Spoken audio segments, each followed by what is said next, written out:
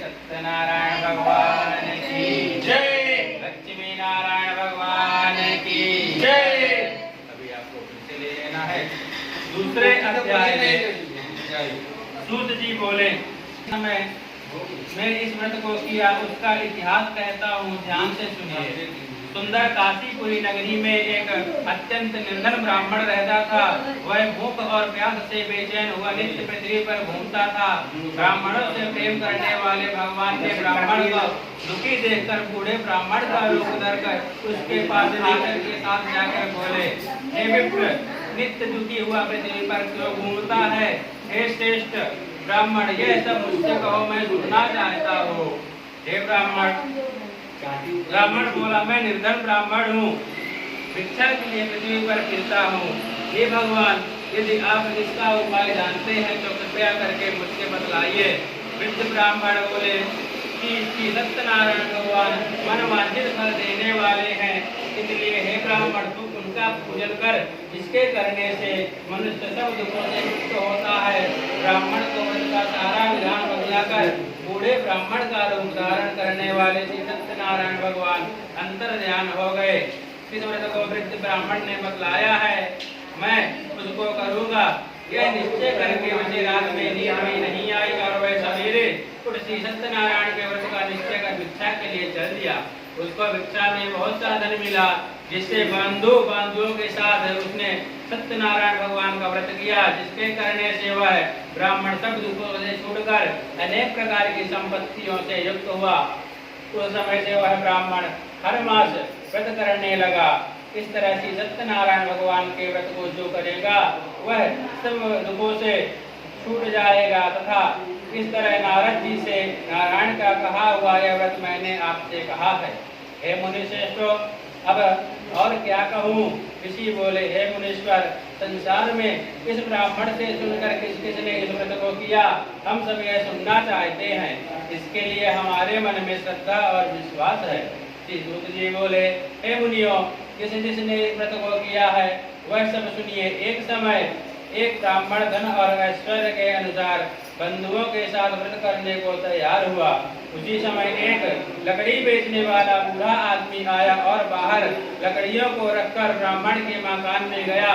व्यास से दुखी लकड़हारा उनको व्रत देखकर ब्राह्मण को नमस्कार कर कहा कि हे ब्राह्मण, आप यह क्या कर रहे हैं और इसके करने से क्या फल मिलता है?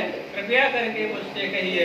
ब्राह्मण ने कहा, सब मनोकामनाओं को पूरा करने वाला यह श्री सत्यनारायण भगवान का व्रत किया जा रहा है। इनकी कृपा से हमारे यहाँ धन दान आदि की वृद्धि हुई है।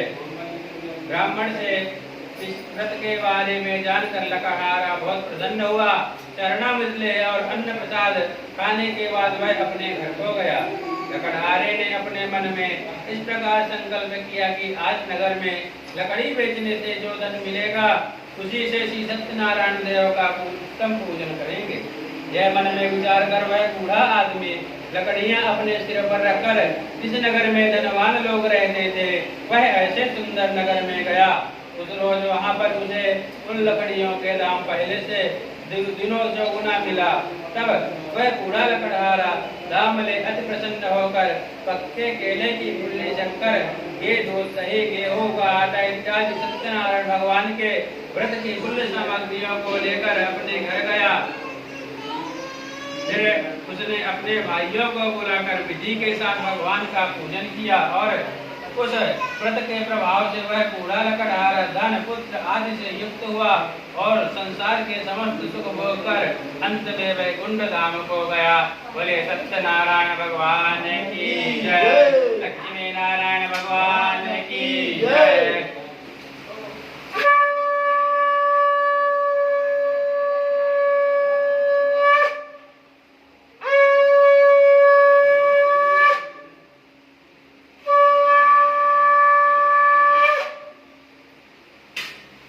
कृष्ण गोविंद हरे मुरारे, नाथ नारायण वासुदेव। कृष्ण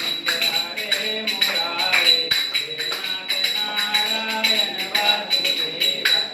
नाथ नारायण वासुदेव, नाथ नारायण वासुदेव।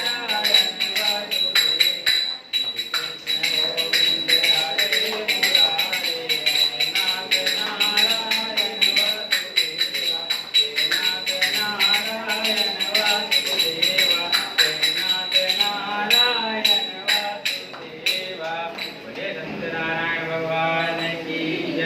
लक्ष्मी नारायण भगवान की जय।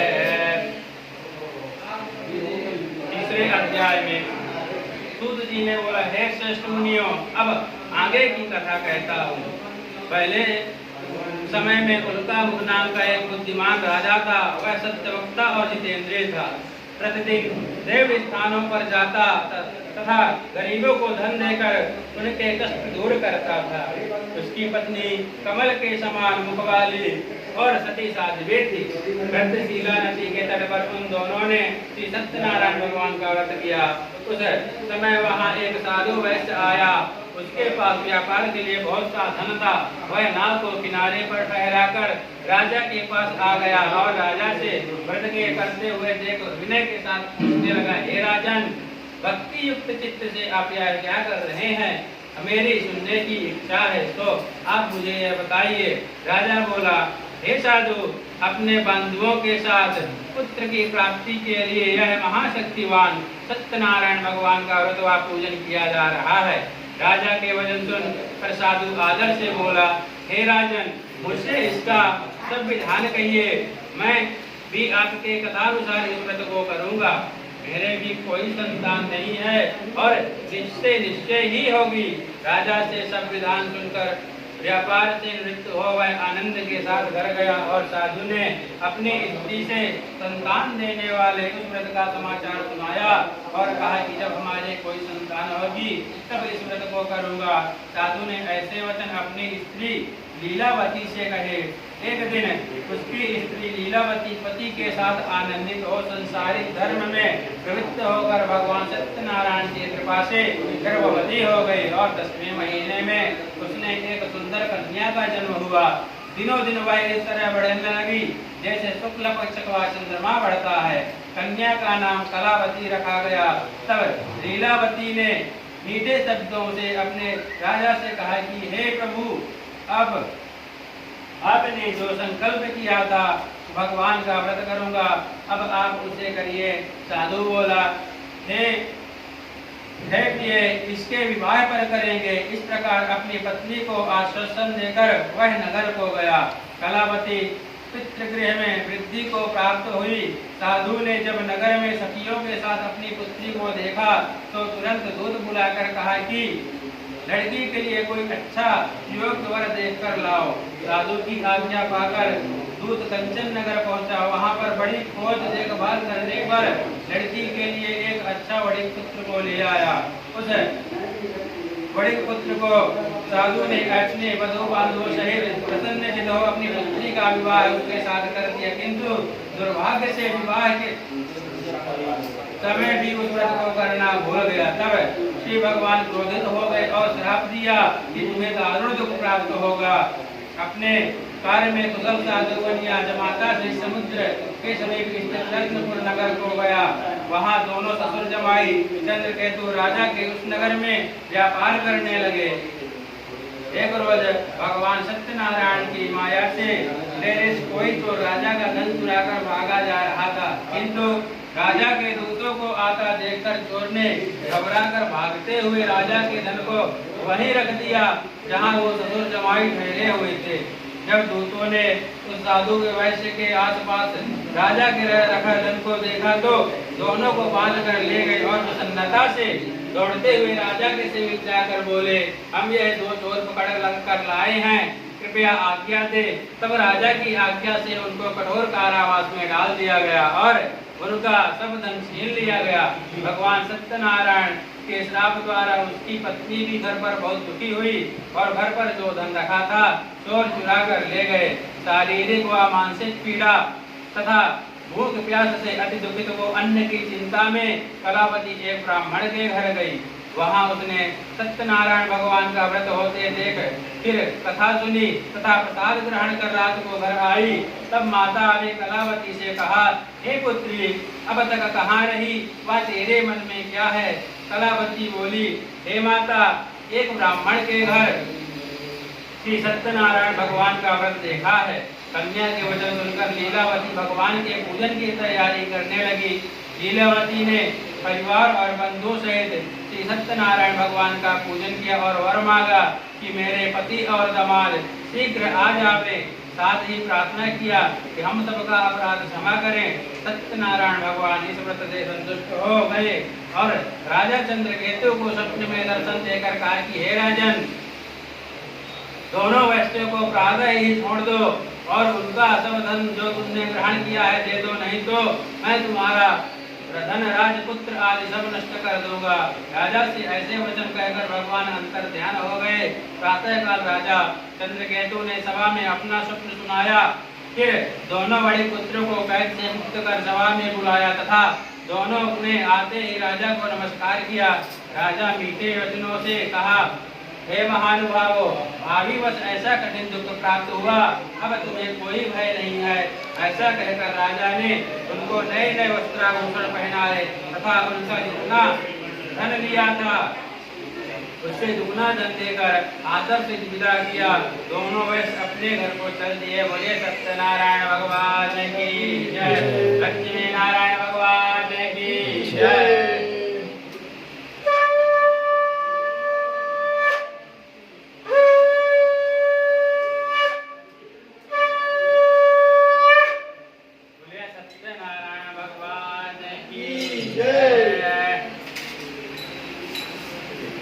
मेरा छोटा सा परिवार हरि आ जाओ एक बार। मेरा छोटा सा परिवार हरि आ जाओ एक बार। हरि आ जाओ, हरि आ जाओ, हरि आ जाओ, हरि आ जाओ, हम सब मिल करें पुकार। आ जाओ एक बार, मेरा छोटा सा परिवार हरि आ जाओ एक बार। कृष्ण गोविंद हरे मुरारे, हे नाथ नारायण वासुदेवा। कृष्ण गोविंद हरे मुरारे, हे नाथ नारायण वासुदेवा। सत्यनारायण भगवान की जय, लक्ष्मी नारायण भगवान की जय। इसलिए लेना है आपको। चौथे अध्याय में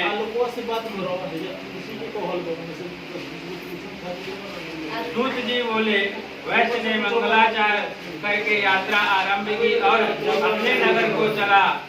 उनके थोड़ी दूर निकलने पर दंडी वेशधारी सत्यनारायण ने उनसे पूछा, हे साधु, तेरी नाव में क्या है?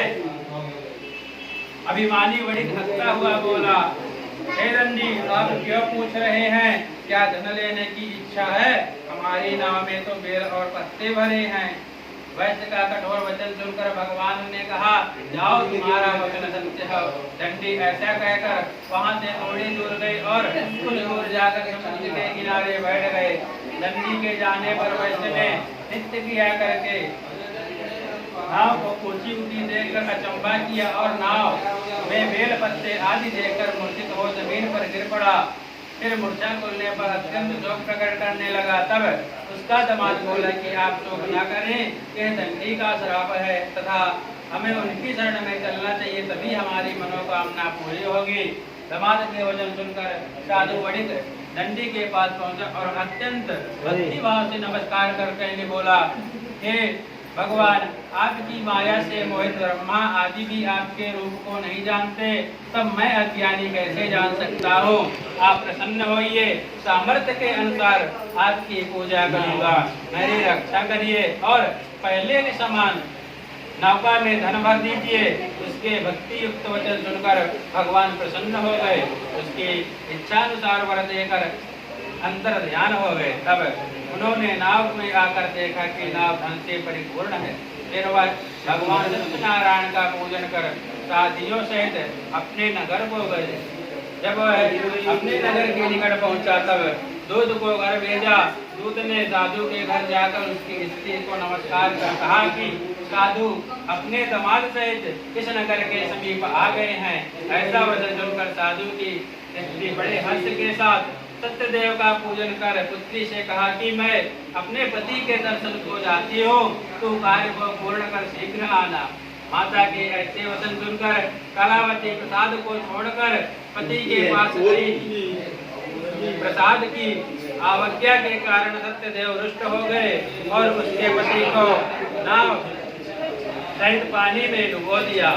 कलावती अपने पति को ना देखकर रोती हुई जमीन पर गिर गई। इस तरह नौका को डूबा हुआ तथा कन्या को रोता हुआ देख साधु दुखी को बोला, हे प्रभु, मुझसे या मेरे परिवार से जो भूल हुई है उसे क्षमा करें।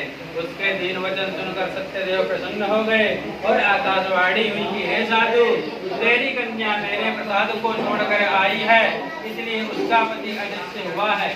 यदि वह घर जाकर प्रसाद खाकर लौटे तो उसे पति अवश्य मिलेगा।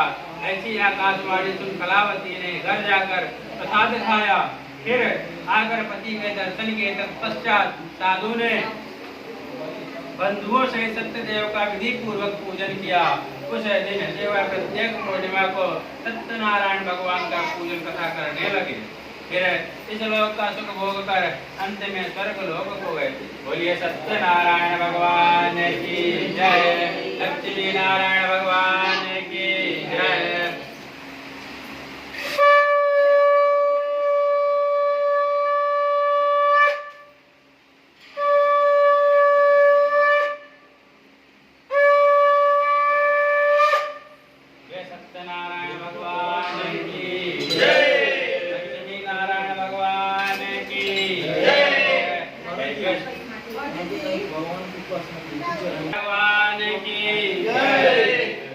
पांचवें अध्याय में सूत जी बोले, हे ऋषियों, मैं और भी कथा कहता हूँ तो ध्यान से सुनिए। प्रजापालन के लिए तुंगध्वज नाम का एक राजा था।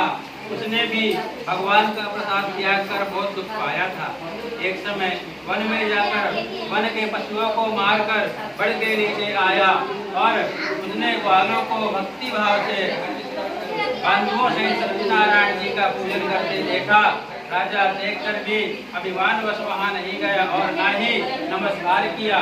जब ग्वालों ने भगवान को प्रसाद उसके सामने रखा तो वह प्रसाद को त्याग कर अपनी सुंदर नगरी को चला गया। वही उसने सब कुछ नष्ट पाया तो वह समझ गया यह भगवान का किया कराया है। तब वह विश्वास कर ग्वालों के समीप गया और विधि पूर्वक पूजन कर प्रसाद ग्रहण किया तो सत्यदेव के कृपा से जैसा पहले था वैसा ही हो गया। फिर दीर्घकाल तक सुख भोग कर मरने पर स्वर्ग लोक को गया। जो मनुष्य इस परम दुर्लभ व्रत को करेगा भगवान की कृपा से उसे धन धान आदि की प्राप्ति होती है तथा सब मनोरथ पूर्ण होकर वह अंत में वैकुंठ धाम को जाता है। जिन्होंने पहले इस व्रत को किया उसके दूसरे जन्म की कथा कहता हूँ। सदानंद ब्राह्मण ने सुदामा का जन्म लेकर मोक्ष को प्राप्त हुए। उनका मुख्य नाम के राजा ने दशरथ होकर वैकुंठ धाम को प्राप्त किए तथा साधु नाम के वैश्य ने मोहरत ध्वज बनकर अपने पुत्र को आरे से चीर कर मोक्ष को प्राप्त किया तथा तुंगध्वज नाम के स्वयंभू होकर भगवान से भक्ति युक्त कर्म कर मोक्ष को प्राप्त किए। बोलिए सत्यनारायण भगवान की जय, लक्ष्मी नारायण भगवान की जय।